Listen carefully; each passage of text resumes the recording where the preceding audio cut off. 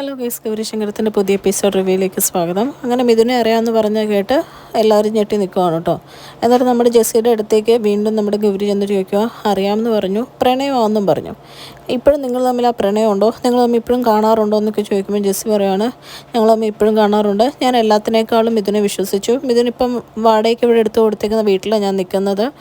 ഞങ്ങൾ living together ആണെന്നൊക്കെ എല്ലാവരെയും മുമ്പിൽ വെച്ച് പറയുകയാണ് കേട്ടോ. ഇതെല്ലാം കേൾക്കുന്ന ആരതിക്ക് ആകെ കൂടെ വിഷമമാണ്.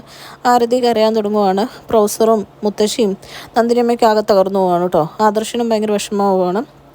ആ സമയത്ത് നമ്മുടെ വേണി പറയുന്നുണ്ട്, ഇപ്പോൾ എന്തായി ആരതി മോളെ, നീയല്ലേ നിൻ്റെ ഗൗരി ചേച്ചീനെ സംശയിച്ചേ, ഗൗരി ഒരിക്കലും ഇങ്ങനെയൊന്നും ചെയ്യുകയില്ല, ഇപ്പം നീ കേൾക്കുന്നിട്ട് ചുള്ളനെ പറ്റി പറയുന്ന കാര്യം എന്നൊക്കെ പറയുവാണ് കേട്ടോ.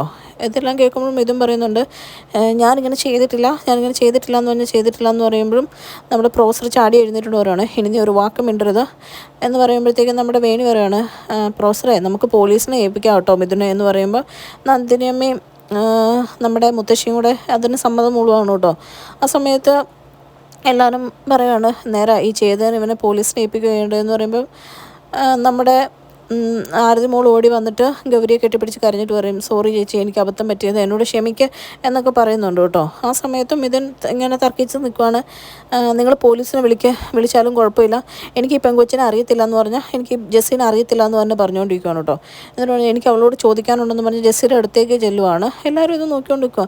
എന്നിരിക്കും, എനിക്ക് നിന്നെ എങ്ങനെ അറിയാമെന്ന് നീ പറയുന്നത് എന്ന് പറയുമ്പോഴത്തേക്കും എല്ലാവരും നമ്മുടെ അജിത്തും ജോലിയും പറയുന്നുണ്ട്, ഇവനിട്ട് സത്യം ഞാൻ രണ്ടും കൊടുത്തിട്ടാണ് വിടണ്ടേന്ന് പറയുമ്പോൾ ഗൗരി പറയാം, അതൊന്നും വേണ്ട, മിഥുന് പോക്കോ, ഇനി ഇവിടെ ആർക്കും ഒന്നും കേൾക്കണ്ട, എല്ലാവർക്കും എല്ലാ സത്യവും മനസ്സിലായെന്ന് പറയുന്ന സമയത്ത് മിഥുൻ പറയും, ഇല്ല, എനിക്ക് എൻ്റെ ഇന്നസെൻസ് പ്രൂവ് ചെയ്തേ പറ്റുള്ളൂ എന്ന് പറഞ്ഞിട്ട് മിഥുൻ നമ്മുടെ ജെസ്സിയുടെ അടുത്ത് നിന്ന് ചോദിക്കുകയാണ്, നിനക്ക് എന്നെ എങ്ങനെ അറിയാമെന്ന് പറഞ്ഞാൽ നമ്മൾ തമ്മിൽ എന്താണെന്നാണ് നീ പറഞ്ഞത്, പോലീസിനെ വിളിക്കുകയാണെങ്കിൽ പോലീസിനെ വിളിക്കുക, എൻ്റെ നിരപരാധിത്വം പ്രൂവ് ചെയ്യേണ്ട എൻ്റെ ആവശ്യമാണെന്ന് പറഞ്ഞ് ഇങ്ങനെ ജെസ്സിയുടെ അടുത്ത് ചെല്ലുമ്പോൾ ഗൗരി വരുന്നുണ്ട്, ഇനി ആ പെങ്കൊച്ചിനെ ഓരോന്നും പറഞ്ഞ് പേടിപ്പിക്കേണ്ട കാര്യമില്ല, എല്ലാവർക്കും ഇവിടെ എല്ലാം മനസ്സിലായി മിഥുൻ എന്ന് പറയുകയാണ്. ആ സമയത്തും മിഥുൻ ഇങ്ങനെ വാശിക്കാനും നിൽക്കുകയാണ് കേട്ടോ.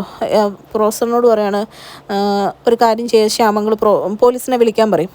ആ സമയത്ത് പെട്ടെന്ന് ഈ പെങ്കൊച്ച് കളം മാറ്റി ചവിട്ടുവാണ് കേട്ടോ. ഈ പെണ്ണ് ഒന്നും അറിയാത്ത പോലെ, അയ്യോ പോലീസിനെ വിളിക്കല്ലേ, എനിക്കൊരു തെറ്റ് പറ്റിയതാ, എനിക്ക് മിഥുനെ അറിയത്തില്ല എന്ന് പറയുമ്പോൾ മിഥുൻ ആ അവസരത്തിൽ ചോദിക്കുകയാണ്, നിന്നോട് ആര് പറഞ്ഞിട്ടാണ് നീ ഇതിപ്പോൾ ചെയ്തേ, എനിക്ക് നിന്നെ അറിയത്തില്ല എന്ന് ഞാൻ ആദ്യം തൊട്ട് പറയുന്ന, നീ എന്തിനാ ഇത് ചെയ്തതെന്ന് ചോദിക്കുമ്പോൾ എടുത്ത വയലിൽ പെങ്കൊച്ച് പറയുകയാണ്, എന്നെ കൊണ്ട് ഇതൊക്കെ ഒരാൾ പറയിച്ചതാണ്, അത് ഗൗരിയാണെന്ന് പറയുകയാണ് കേട്ടോ. അത് എല്ലാവരും ഇത് കേൾക്കുമ്പോഴേ ഞെട്ടിപ്പോവാണ്. എന്നിട്ട് പറയും, ഗൗരിക്ക് ഒരു വിദ്യാഭ്യാസം ഇല്ലാത്ത ഒരാളെയാണ് കിട്ടിയത്, എൻ്റെ അനിയത്തിക്ക് ഇപ്പോൾ ഒരു ഡോക്ടറെ കിട്ടുന്നുണ്ട്, അത് ഗൗരിക്ക് സഹിക്കാൻ പറ്റാഞ്ഞിട്ട് ആ അസൂയ മൂത്ത് ഗൗരി എന്നെയും കൊണ്ട് പറയിപ്പിച്ചതാണെന്ന് പറയുവാണ് കേട്ടോ. ഇതെല്ലാം കേൾക്കുന്ന എല്ലാവരും ഞെട്ടി ഇങ്ങനെ നിൽക്കുവാണ്. പക്ഷേ നമ്മുടെ മുത്തശ്ശിക്കും പ്രൊഫസറിനും ആദർശനും വേണിക്കും എന്താണേലും ഗൗരി ഇങ്ങനെയൊന്നും ചെയ്യില്ല എന്നുള്ളൊരു ഇതിൽ നിൽക്കുന്നത്.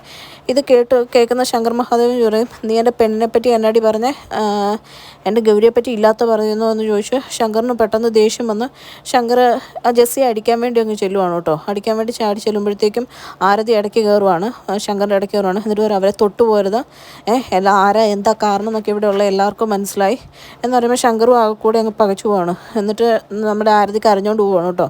ആരതി ആശ്വസിപ്പിക്കാൻ വേണ്ടിയിട്ട് മുത്തശ്ശി അങ്ങ് പോവുകയാണ്.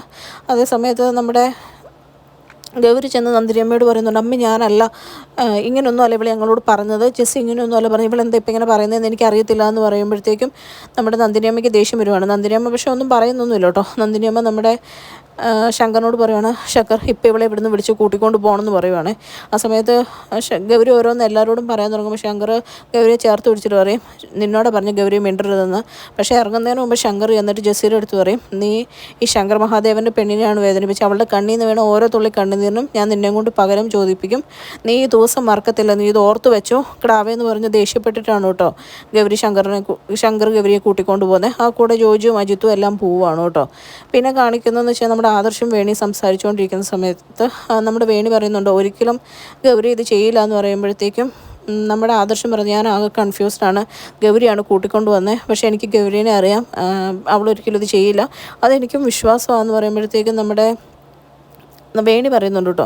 ഈ നല്ല ജെൻറ്റിൽമാനായിട്ട് ആക്ട് ചെയ്യുന്നവർ ഈ സിനിമയിലൊക്കെ കണ്ടിട്ടില്ലേ, അവരായിരിക്കും ലോകം കൂടായിപ്പോൾ അങ്ങനെ എന്തോ ആ ഡോക്ടറെന്ന് എനിക്ക് തോന്നുന്നതെന്ന് പറയുമ്പോൾ ഇതിനും അങ്ങോട്ട് കയറി വരുവാണ് കേട്ടോ. ഇതും കയറി വന്നിട്ട് പറയുകയാണ്, എനിക്ക് ഗൗരിയോട് ദേഷ്യമൊന്നുമില്ല, എന്നെപ്പറ്റി ഇല്ലാത്ത പറഞ്ഞപ്പം എനിക്കത് പ്രൂവ് ചെയ്യണമെന്നേ ഉണ്ടായിരുന്നുള്ളൂ. ആദർശം ഒന്ന് ഗൗരിയോട് പറഞ്ഞേക്കാൻ ഞങ്ങളുടെ ജീവിതത്തിൽ ഇനി ഇടപെടരുതെന്ന് പറഞ്ഞിട്ട് മിഥുൻ അവിടുന്ന് പോവാണ് കേട്ടോ. ഈ സംസാരിച്ചുകൊണ്ടിരിക്കുന്ന സമയത്തും മിഥുൻ്റെ കയ്യിലെ ആ ചെയിനിലോട്ടാണ് കേട്ടോ ആദർശം നോക്കുന്നത്. എന്നിട്ട് ആദർശം ഇങ്ങനെ ചിന്തിക്കുകയാണ്, ഞാനിത് എവിടെയോ കണ്ടിട്ടുണ്ടല്ലോ, ഇത് എവിടെയാണ് എന്നിങ്ങനെ ചിന്തിച്ചുകൊണ്ടിരിക്കുകയാണ്.